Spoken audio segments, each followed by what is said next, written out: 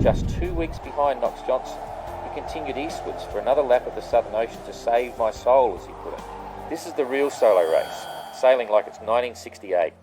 Forcément, tous les gens qui reviendront de la Golden Globe Race, forcément, il faut s'attendre à ce qu'ils aient changé. It's a great story and it's the 50th anniversary, and it's a great opportunity to relive the original solo sailing when technology wasn't available, where we're just using sextants and wind-up clocks to find your position. And it's really the story of humanity and human endeavour in the extreme. So the world has never seen anything like this event.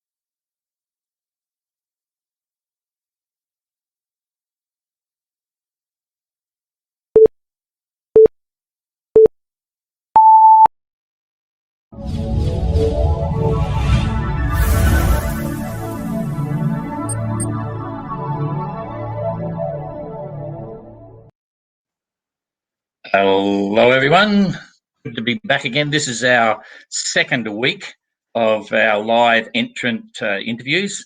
We've got 26 in total. We did one last week and this is number 2 with Daniel Gatt, and it carries on for another 24 weeks after this. By the time we've done that, probably do them again just to give you an update on what's happening. But before we get into that, you might remember, in fact, you may not. I didn't really quite slip up. Remember this guy, Tapio? Tapio arrived 1 year ago in about 7 hours in Les Sables d'Olonne after dragging all these barnacles all the way around the world. They grew quite healthy, quite a healthy outcrop there, and he got into a bit of a feed when he got back. So we're thinking of Tapio at the moment. I tried to get a message to him, but I haven't heard anything back. We were thinking of maybe trying to do a quick g'day with him here, but it's probably not going to happen now. If I had been really clever and remembered, I would have interviewed him as this week's session, because he's also entered the next edition of the race as well. So that's pretty cool. So we're happy to see that an anniversary is popping up for him, and we'll still try. We might try and grab him for 10 minutes or 15 minutes whenever. He may come in after this if he does. Otherwise, we might do something tomorrow or whatever. But the other thing, just to update, I mean, there's not a lot happening, but I just spoke to a few of the guys. Robin Davey, who you all know, Robin's stuck in America, can't get to his boat in England, so that's a bit of a problem. Arnaud, our only French entry in the GGR, he's sailed into Les Sables d'Olonne. He's hanging out there at the moment. Wanted the GGR flag to put up the mast, and we're sort of trapped here. We've got our flags in China, and so we can't send him a GGR flag. But if you're in Les Sables d'Olonne, say g'day to Arnaud. Big news for Gurav. He's made a decision. He's going to become a Canadian, so he won't be an Indian entry in the next GGR. He'll be a Canadian entry, and he's playing around with a new mast and a new engine at the moment, so that's pretty cool. Who else? No, that's about all. That's enough. So different people are doing different things, but in the meantime, look who's here. If I can get Daniel up, here he is. Hello, Daniel. Can you hear me? You can. That's good. You're experienced at this now because you were here last week as well. So good to see you. We're going to go through the routine and find out what you're up to. So how's everything today? Well, I mean, things are moving slowly due to the virus, but I think things are going to start picking up as we move along this week. A few changes to our approach, especially with the sponsorship, but it's just another hurdle to get over. Yeah, that's true. Everyone suffers that. So let's go. We're going to do a few different things. As you know, we'll do some crazy questions, some instant word grabs and stuff like that. But just you've got a fascinating background, because at some stage, you know, in your early life when you were getting into sailing and so on, explain that and how it took you through to a professional career where you're running mega yachts, you know what I mean, and big white boats. What happened to start?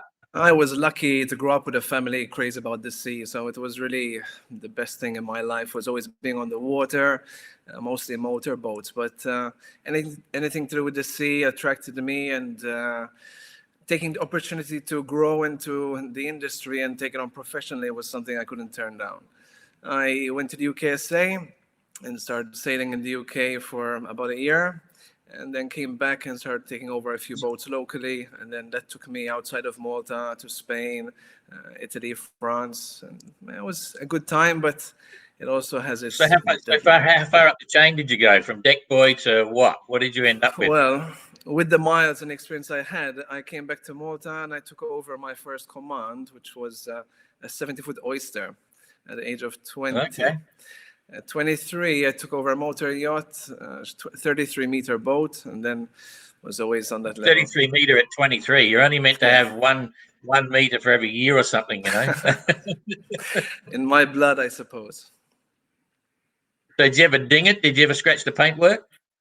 One little one, but that was due to a deckhand not knowing how far a meter is. Not your fault. Not your fault. No, that's cool. Yeah. So that was pretty cool. I mean, I would have thought you'd be very satisfied with that sort of career at that age. So when did you decide to get out of white boats, and what happened? I think if you want to have a family and settle down, you have to get out of the industry. It's hard to leave a family at home and be away for 9-10 months of the year. So I always said before 30, I want to get out and put some money away and try and start something still in the industry. But that day came, I met my wife on a boat, and we decided to call it quits at the same time. So, yeah, and that's crazy, because then you started up your own boatyard in Malta. That couldn't have been easy. It's still Malta's ongoing. Big money place, you know? It's still ongoing, and this virus has caused a bit of a delay, but we'll get there probably by the end of this summer. So, yeah, okay. So obviously you had a stink boats, but you're a sailor at heart. So what happened when you first heard of the GGR? When did you first hear about it? Of the original one, since I was a kid, but Yeah.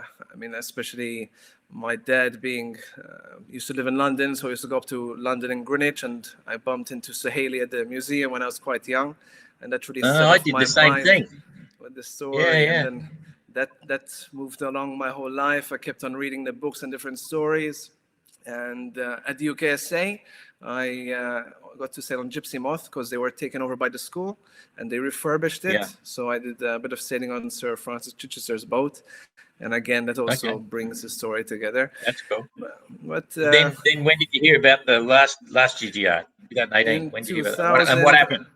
In 2017, I heard about it and I got very upset. And I told my wife, look what I missed, my only opportunity to chase my dream. And I didn't know about it and it's gone, you know? I was quite upset for a bit. So you heard about it in the lead up to it, or when it was on? Yeah, 2017, I came across it. Okay, so when did you first tell her that you were going to do it? You had to do it. As soon as I heard about 2022, and I told her I have to do it. And she was... And what happened? She was quite supportive. I mean, at first it was obviously a big thing for her to take on board, and she had her reservations, but I think she knows if she held me back, it would be something that would linger for life. But she's been fully supportive. I cannot ask more from her. Yeah, that's cool. So I could ask you the question, what's going to be the hardest part about doing the GGR? But I think I already know the answer. Yeah, well, having twins on the way and another baby twins girl. On the way. You've got twins coming. Twins in July. Holy August. dooly. And I've got maybe it's a GGR thing. You know that happened to Uku, don't you? Yeah. So double whammy. We've got to say it for the GGR sailors. Woof, woof. Anyway, okay, so some instant word recognitions, okay? So just grab me the first thing that comes into your mind. Adventure. Excitement. Panic. No, calm. Remain calm. Fear. Obvious. Impossible. Nothing. Loser. Difficult. Family. Love. Winner. Say again? Winner. Winner. Achievement. A mother. Love again. Whale. Beauty. Overboard. No, shouldn't happen. Roast chicken. I don't eat meat, so Money. You don't eat meat. Wow. I Okay. eat Money. fish, pescatarian, so no chicken for me. Yeah. Okay. So it's going to make vitulling quite interesting. Canned beans or something. But anyway, money. Evil, but needed. Uh, damaged sexton. A problem. Drogue. Last resort. Broken mast. Another big problem. Probably the end. Okay. That'll do. That'll do. So, okay. So you've told the family you're going to do it. Everyone knows you're doing it. Deep down inside, why do you want to do it? Why? I mean, I'm talking about the GGR, not the thing. Oh, why do you climb Everest? All that stuff. Yeah. What's the big attraction?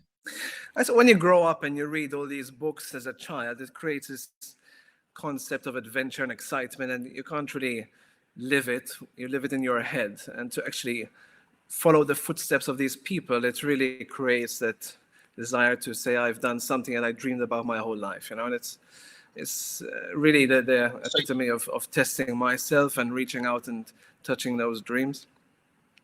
So you've been inspired by others. Is there something else similar but smaller that you've done through inspiration from something or someone? I mean, I've always achieved to reach the top. I mean, be it in my career or whatnot. So it's something I set a goal and I fight to achieve.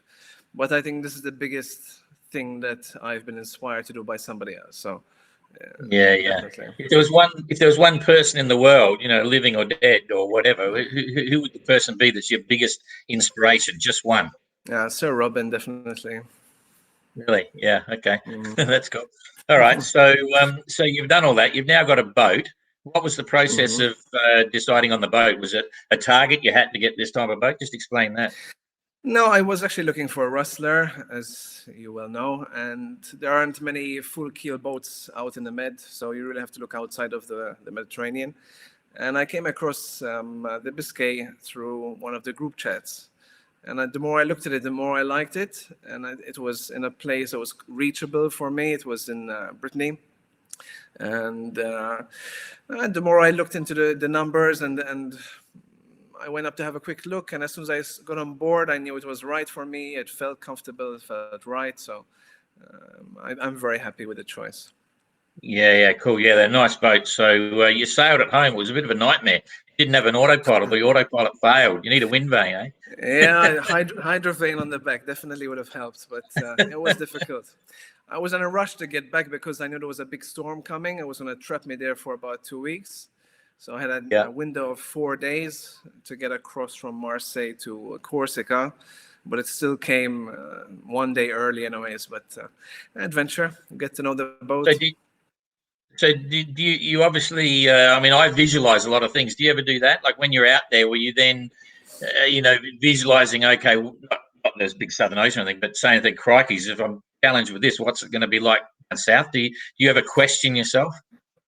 I think if you don't, you're not opening your mind to what's going to come. You have to be open to all aspects of it. Definitely, I look at what needs to be done, what needs to change, and I try and put myself in that situation. But I think you can practice it subconsciously, but when you get there, you're actually going to know what you're going to face. So you can prepare well. I've never been down there, but from what I've read and what I envision, it's not going to be easy. Yeah. So how do you feel? Do you feel comfortable? You feel prepared and ready as much as you can be, like right now? It's been a good decision, no regrets. Everything's moving forward. Like you're feeling comfortable. I have no regrets, definitely. I wish that things would have panned out as I had planned at the beginning of the year.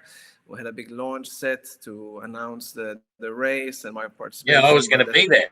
Yeah, exactly. But that got put back. I don't know when that will happen or if it will happen. Hopefully, maybe by the end of summer, things have cleared up about. But things did stop now. But I still feel like the plan's in place. I'm meeting the right people. I've got good people on board, and I will get there. I will definitely get there. Yeah. You're one of the youngest in the race. You're second youngest in the race. and so that gives you a different outlook. What are you looking forward to within the race? Like, what's the thing that excites you the most about the race? Doing it.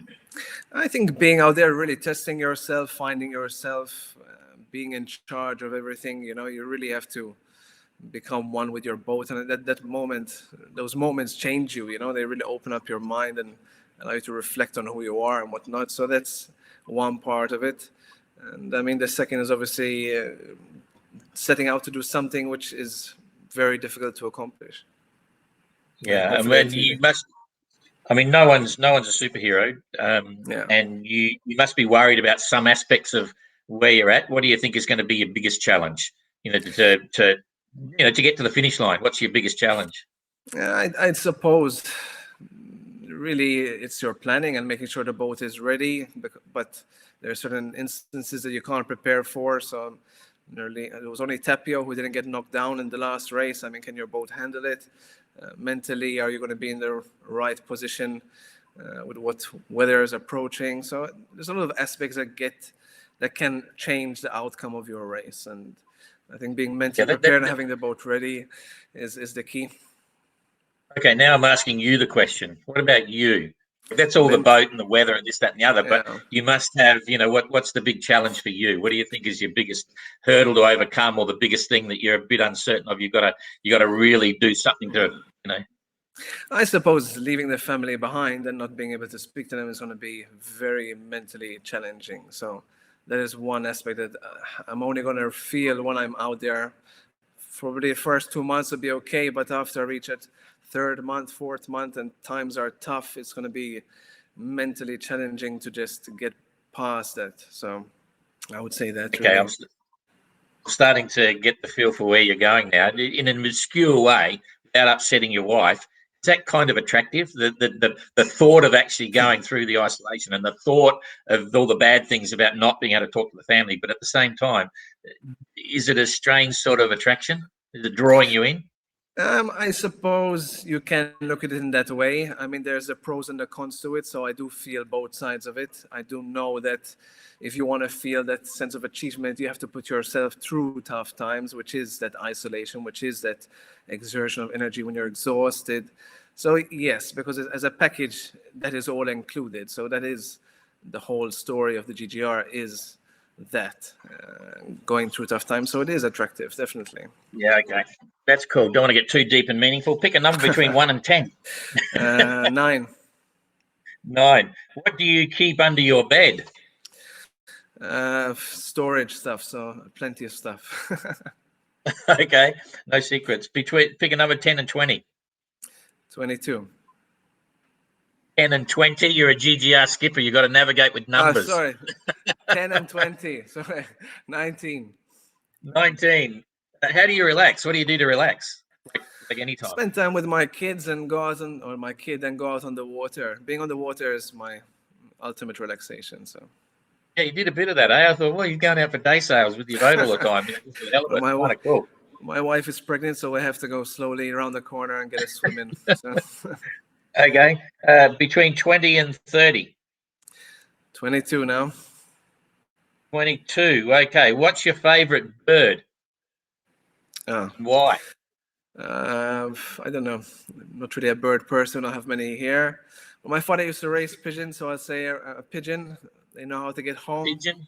Yeah. Yeah. Home okay. Pigeon. Wrap them in mud and eat them. That's what I used to do. But anyway. Okay. Between 30 and 40. 32. 32. What would what would the perfect you be like? I don't know. Not much different. Oh boy, people are going to now say, "He's a bit vain." Eh? Okay. I'll take that. Okay, between 40 and 47. 43. 43. If you could sit. Oh wow, that's you must have been cheating because we had this last week and you knew the number. If you could sit down for dinner with anyone dead or alive now, okay, who would it be and why? I'll take Jane out for dinner if you're right. Gee, that Jane. Yeah, she's watching. She's watching for questions. That's very cool. You know how to win people over, but I hate to tell you this: I make the decisions, not Jane. Anyway, Probably be okay, Sir Robin otherwise. If she turns me down, yeah, Sir Robin. okay, sounds cool. All right, now we've got to go between A and N on the alphabet. Between A and N. All right, C. C. What do you think of garden? What do you think of garden gnomes? That's what we got last week. You need to cross them out as they're being Yeah, taken. must be a psychological thing on C because it's SEA. But anyway, let's go for it. What do you think of garden gnomes and why? You have garden gnomes in Malta? Everything's concrete there. No, I mean, concrete rock and apartments. history and stuff. Sorry? Apartment blocks. Probably Yeah, Gnomes, exactly. one It's of a beautiful my place. nan. Yeah, my nan. I really is like. Entant. I really like Malta. You know, we had the yacht racing forum there. It was the first time I'd been there. Yeah, We flew in and I was really gobsmacked. It was an incredible place. Yeah. it's Okay. changing So very scrap the quickly. garden. Okay. Oh, I could just say just say B. Say another question. What A B? Just say B, B. Go on. B, B. B. Oh, is cereal soup? You know, breakfast cereal, is that soup in your opinion? No. Okay, that's all I need to know. All right, I think that's enough of the questions. So right now, just a few things for the people. Just don't forget, you can get all of the skippers on the GGR website under skippers, so you can look at the profiles. But the funny part was, I just had a look at.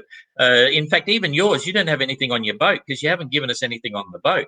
We've got a link to your website, so that's good. Yeah, no, but Yeah. Guy DeBoer is even worse. He's got one sentence. We've been trying to get stuff for a year, but he's got a good website, and he's supposed to be not here yet. No, Guy DeBoer is not here. Technology's beaten him, so we're going to have to keep talking a bit longer. No What I'll problem. do is, we may have some questions from people. Okay. Is there any questions? No questions. Is there anyone watching? How many people are watching? Actually, that's not bad. You got 40 lives at the moment. Not too That's bad. pretty good. Okay, so okay. So what do you want to talk about right now? I don't know. Any tips? Okay, how's your navigation going? What's happening there? Where are you at with Celestial?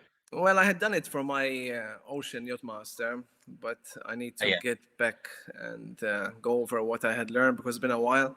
I need to pick up a sextant again, and the plan was to actually go and do quite a few runs just under a sextant, even around the Med to get it back up here again. But I'm not worried about it. Yeah, I understand that. Tell me about your boatyard. So you're going to do your own. You're going to do your own refit with your own guys and everything. When's it going to start? When's that process? Well, this is basically a dock that lifts up boats out of the water, and it's being built in Turkey. And it was meant to be here in the middle of April, but now we're waiting. Probably in September it will be delivered. We've got a team, everybody on hold, so at the moment everything is stopped. But I've got a good couple of people who work in yacht refits, rigging. I've known them for many years, and I'm setting up a team with them. They work on racing boats, etc. And a good surveyor. So that's like the team getting the project plan together, and then we'll start working with my guys when time is right. Yeah, that's cool. I've got Jane looking over my shoulder. Guy's there, but I can't see his camera. So he's apparently there, but I can't see him. His camera's not on or something. So we'll try and get Guy up in a sec. Okay. And so what about diet? That's interesting. Are you vegan or just vegetarian? You said I eat fish. Yeah, just no meat. Yeah. It's okay. It makes me feel. Funny. It makes me feel more energetic. Let's put it this way. Yeah, so you're going to try and catch fish. You're going to try and catch fish, obviously. I had a real thing about that back in the BOC days. There was a real thing about, you're living with the sea. Why you shouldn't take anything out while you're going around by yourself. But I still did. Up the East Coast, I tried to get some stuff. But that's another story. So tell me about your sleeping patterns. Have you ever gone through any situations like sailing in the past, Solo, where you've had to sleep deprived or anything? Well, bringing the boat down now, I went almost 3 days without sleep, with 20 minutes first night, half an hour the next. And then when I came to the third night, I started hallucinating, seeing my wife and daughter on deck, just as the storm hit. But no autopilot. That's not a good thing. No, that's not a good thing, yeah. My daughter was telling me, if you sleep, you're going to die. basically. So it was Great. quite an eye-opener. So I tied the wheel. I had to lash the wheel, and I set the sails, and I slept for half an hour, and the boat really handled well. Got up, refreshed, and got into port. Yeah, there's something you can always do that a lot of people don't realize. You can just drop all your sails. In the Med, it should be okay. I don't know what the weather was like, but you just lay a hull. There's this amazing lady that it's a bit of a long story, but she had a little boat, 24-footer, no autopilot, no wind vane, no nothing. She went all the way across the Atlantic and then out into the Pacific, and she'd just stop. She just dropped the sails, go down below, sleep for like 6, 7, 8 hours, get up and start sailing again. And it's quite interesting. But anyway, yeah, I'm sure it'll happen down south. Jane's just trying to get Guy up. We don't want to. We're already at 26 minutes, so that's kind of cool. I can see that young people in the GGR are lacking at the moment. We've all got all these grey beards, grey nomads and stuff. So it's coming along. Someone like you. Yeah, and we've still got, now you and I are just chatting. I've still got people inquiring about entering the race, and we've got some young people. We've had like 3 or 4 French people, but they just won't go over. I'm not sure why, but it's kind of cool. We've got plenty of little interesting things happening in the background. A question? No questions. Okay, we must be boring them. Okay, I'll give you another quiz. What's how many seconds in a year? Should be a navigator. How many seconds in a year? You're gonna get me on this one. 12. It's the 2nd of January, 2nd of February, 2nd of March, 2nd of April. Seconds are the second days. I thought you meant seconds. Oh, well, I got to think of one crazy bit. Okay, I'll give you another crazy question. Oh, we got a question. We got to stand by. And a viewer question. We'll be streaming live on a drone. On the drone.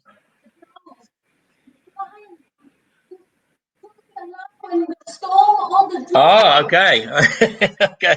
I thought Jane just said the question is, will you be using a drogue during the race, do you think? Yeah. I'm really not in favor, but I will carry one, but I think I will avoid using it at all costs.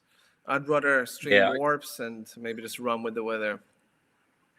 Yeah, there's a big point of discussion. It'll come up again for sure during the GGR, and I think that's the right way to go. You need something on board in case, and I'm a fan of drogues. A fan of warps rather than drogues, and every situation is different, all those sorts of things. But very interesting choice. That's why one of the reasons we don't specify it as being mandatory in the race. We don't want to tell people what they've got to have and how they use it for heavy weather. It's there's no easy solution. We should be looking a lot better this time because we're starting later. And anyway, that's another story. Another question. Target. How many days do you think you'll take? Someone's asked, what's your target duration? 270, I think. Let's see. 270. 250, 270. I don't know. I don't want to put a short number up.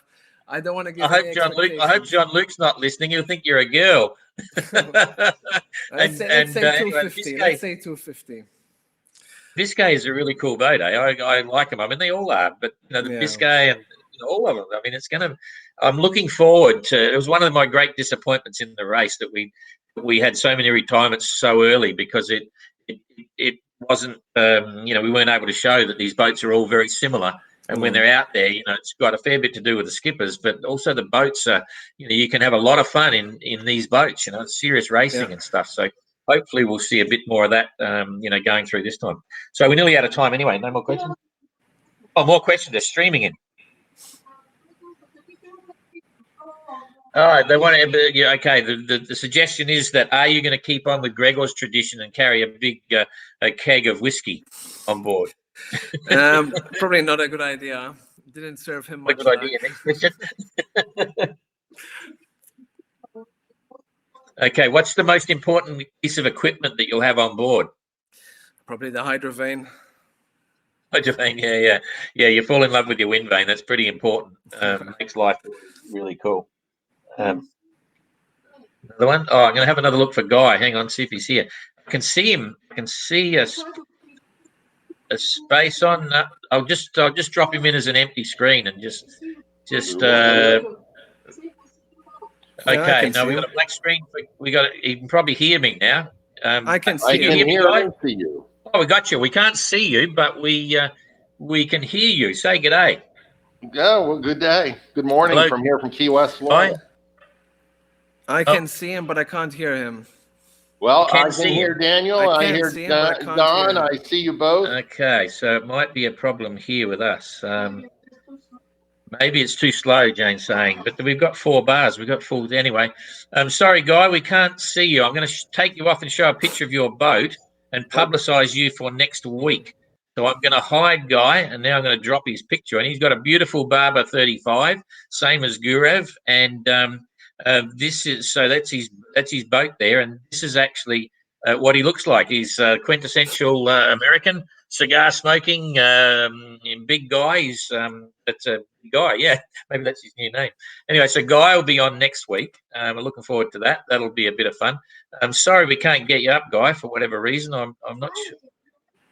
Okay, I'm going to try. Jane says try again. He's been waiting a long time. So we'll just go over here. No, we're just not getting any image. It's coming up now, Don. Yeah, but you there, Guy? I am here.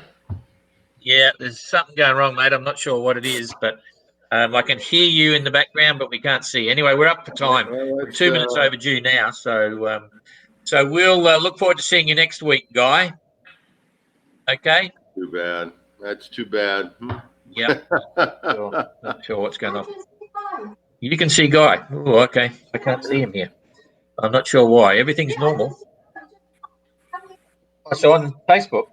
Oh, okay. So can you hear us, Guy? I can hear you. Okay. Apparently everyone else can see you, but I can't. So I don't know why, but anyway, say good day, Guy. Say good day. Yeah, no, it's all good day. It's not working for me. I can't hear it. Anyway, we're overdue. So Any better now? But can you hear it? Yeah.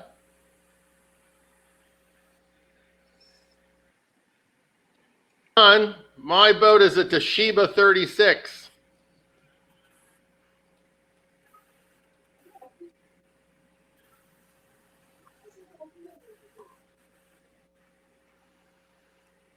Okay, so now I'm getting a delay from Jane, and I'm not sure what's happening, but this might get all mixed up now. There's always something about GGR. We're so slick and professional, you know what I mean?